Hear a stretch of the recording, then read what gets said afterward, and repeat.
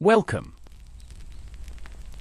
Wherever you are, however your day has been, whether your thoughts are still busy or your heart feels heavy, you are safe here. Take a breath. Let go of the pace. There is no need to strive right now. This is your moment to rest. Tonight's story is one of fear and trust, weakness and courage, not a grand display of strength, but a quiet unfolding of how God uses the small, the overlooked, the hesitant. It's the story of Gideon. A man who didn't see himself as brave. A man who doubted his own worth. But a man who said yes anyway. We step now into the story of Gideon's victory, Judges 7. And as you listen, may it remind you that sometimes the most miraculous victories begin not with certainty, but with surrender. Let's begin. The night was still in the valley of Jezreel. Tents dotted the fields, shadows stretched across the land, and silence held the camp like a blanket. But the silence couldn't soothe the worry pressing down on Gideon. He stood alone in the quiet, staring up at the stars. Somewhere, just beyond the hills, the enemy was waiting, the Midianites, Amalekites, and other eastern peoples. Countless numbers. A swarm of warriors and camels that had ravaged the land like locusts for years. And now, here he was, not a soldier, not a seasoned leader, just Gideon. A man who had once threshed wheat in secret, hiding from those very same enemies. A man who had questioned God's presence. A man who had needed sign after sign to believe he was truly called. He wasn't fearless. But he was willing. And that, it turned out, was enough. God had already chosen him. And though Gideon had asked for signs, the fire on the altar, the fleece wet with dew, then dry the next day, the call remained. Firm. Unshaken. Not because of Gideon's strength, but because of God's plan. Now, gathered around him, were 32,000 men of Israel. Enough to feel confident. Enough to feel like something might finally shift in their favor. But that confidence was short-lived. Because God came to Gideon that night and said something unexpected. You have too many men. Gideon's brow furrowed. Too many? He had seen the enemy camp, stretched out, vast, beyond numbering. How could they have too many? But God continued, I cannot deliver Midian into their hands, or Israel would boast against me, saying, my own strength has saved me. Gideon said nothing. This was not about numbers. It was about trust. So God gave him a command, announce to the army, anyone who trembles with fear may turn back and leave Mount Gilead. Gideon obeyed. And when the announcement went out, 22,000 men walked away. Fearful. Honest. Gone. 10,000 remained. Gideon's heart tightened. His army had just shrunk by more than half. He looked at the few who stayed, brave, maybe. Or just too desperate to leave. But before he could gather courage, God spoke again. There are still too many men. Gideon's breath caught. Still? Gideon stood still, silent under the weight of it. There are still too many. It wasn't just an unexpected command. It was a terrifying one. He had already lost 22,000 men. Now, with just 10,000 remaining, it felt like every soul counted. Yet the voice of the Lord was steady. Take them down to the water, and I will thin them out for you there. Gideon nodded, though he didn't fully understand. There was no strategy manual for this. No military logic to rely on. Only trust. So he led the men down to the water's edge, dust rising from their sandals, the sound of distant winds in the trees, the quiet murmuring of men wondering what would come next. And there, beside the stream, the Lord gave Gideon new instructions. Separate those who lap the water with their tongues like a dog from those who kneel down to drink. Gideon watched. Some knelt, cupping the water in their hands, lowering their faces calmly to drink.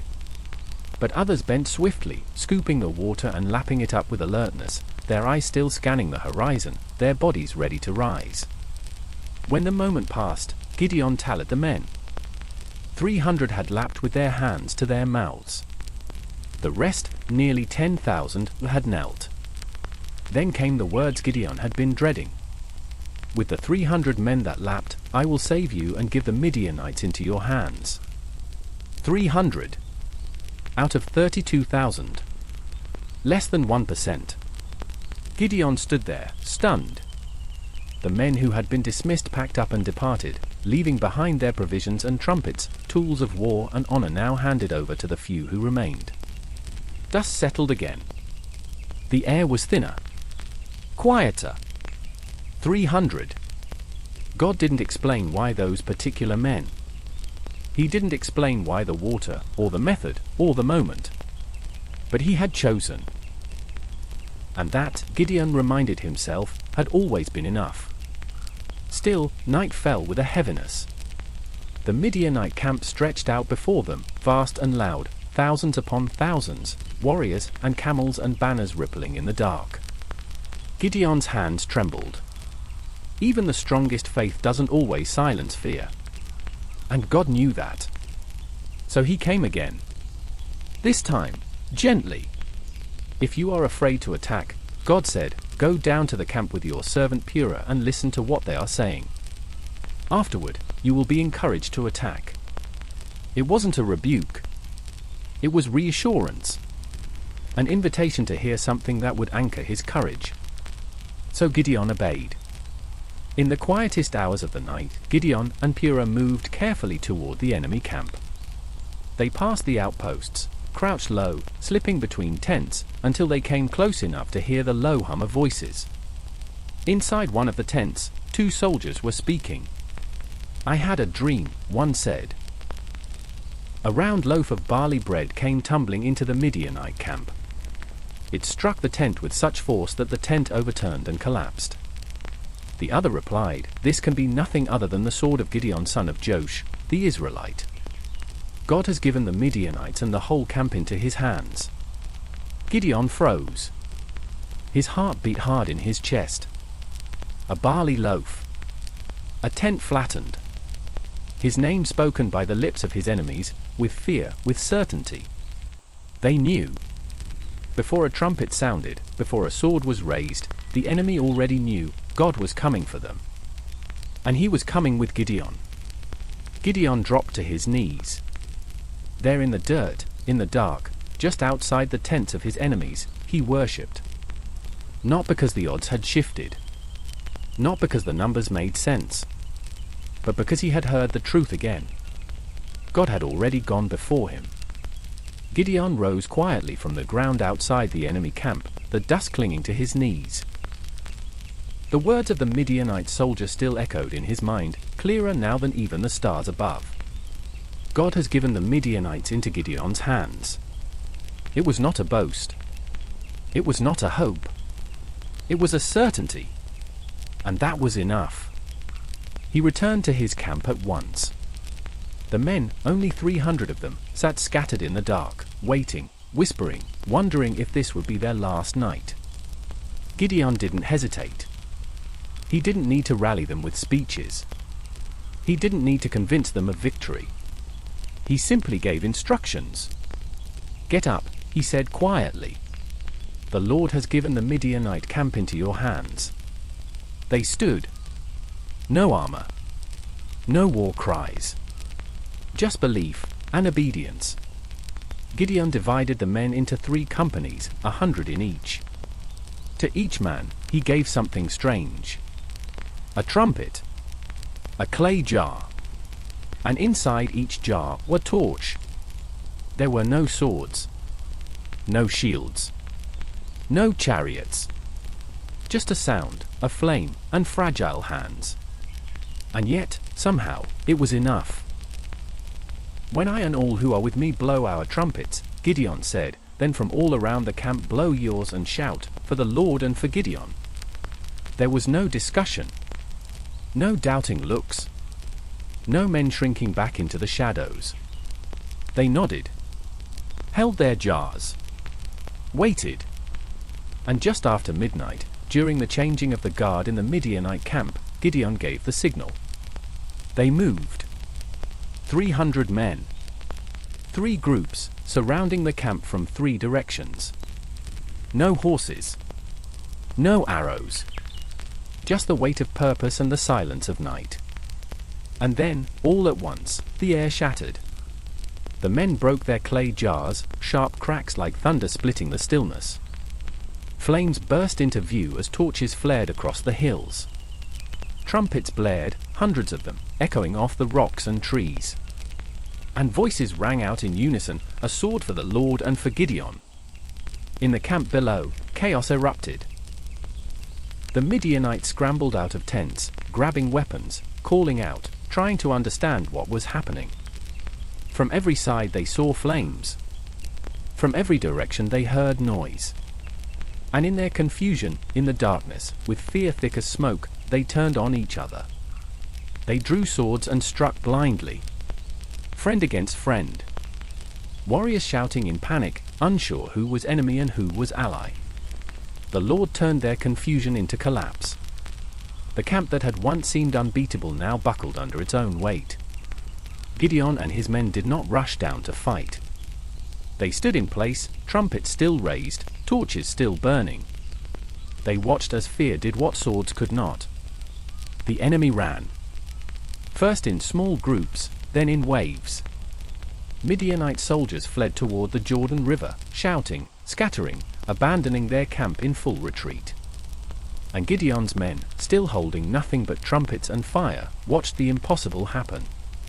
Victory, not by force, but by faith. The Midianites fled.